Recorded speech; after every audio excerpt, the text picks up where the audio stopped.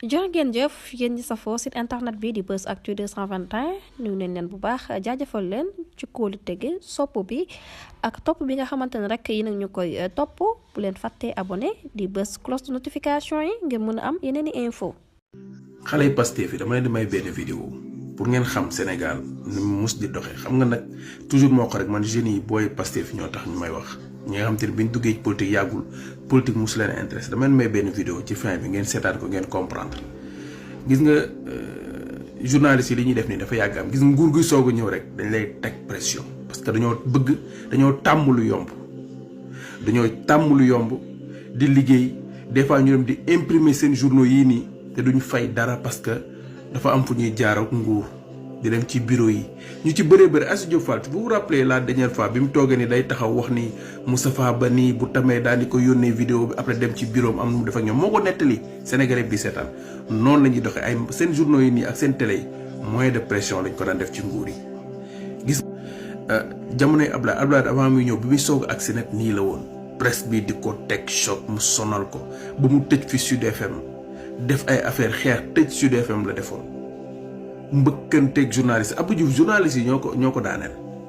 ci boobu nag la politiciens yi bëri commencé di ragal journaliste Abdou Diouf journaliste yi ak rappeurs yi ngeen gis ni ñoom xumaan ñoom xumaan ak yenn rappeurs yi mel ni ñoom ay temps ay rapajo yooyu noonu ñooñu ñoo daaneel nguuru Abdou Diouf. Abdoulaye Wade ñëw profité ci moment boobu noonu en 2000 jógee France ñëw je me rappelle bien ñu teeru ko boori Liberté 6 man maa nga fa woon.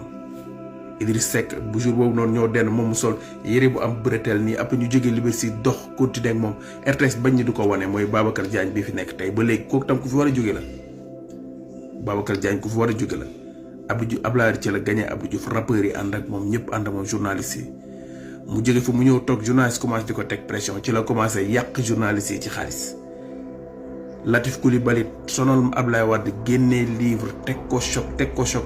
Macky Sall bi mu ñëwee net premier weer yi nii la demee woon comme nii journaliste yi di ko teg pression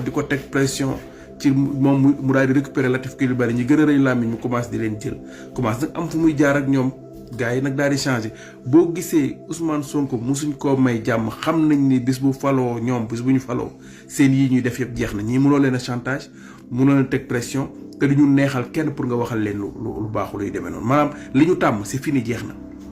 xam nañ ko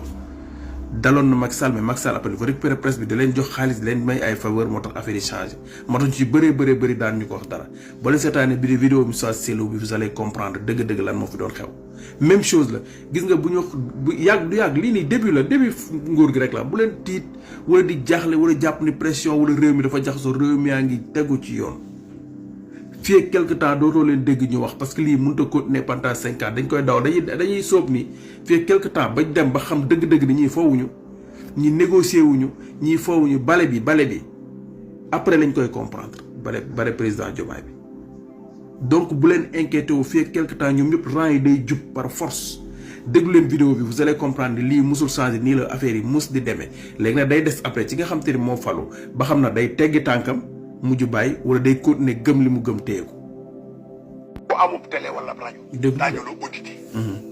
ba xam li nga war a fay nga ko. ndax mënoo di jël li bon ci télé. ak ub rajo rek di génne li baax doo ko génne ak di jaxase xel yi. te xëy na sax sab télé amul droit wax. ndax bu fayul li mu war a fay amul droit wax bu doon beneen réew dañu lay tàgg. dootoo wax ñun ñëpp ay nit lañ te loolu danaa ci gëstu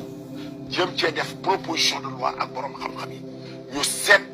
paysage médiatique bi. loolu kay commencé nañ ni muy doxee. loolu kay commencé nañ ko wax sa xalaat saaga ku la neex. wax lu la neex ci rajo yi. te yow ñi bon rek ngay dem jël leen.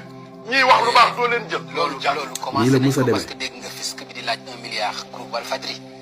kon xam nga ni lañ commencé nañ ko. xëy na kay peut-être yeneen groupe ngay wax waaye. man daal ñëpp laa wax génneewuma léegi génneewuma keneen dama ni. yuusoo yi sama xarit.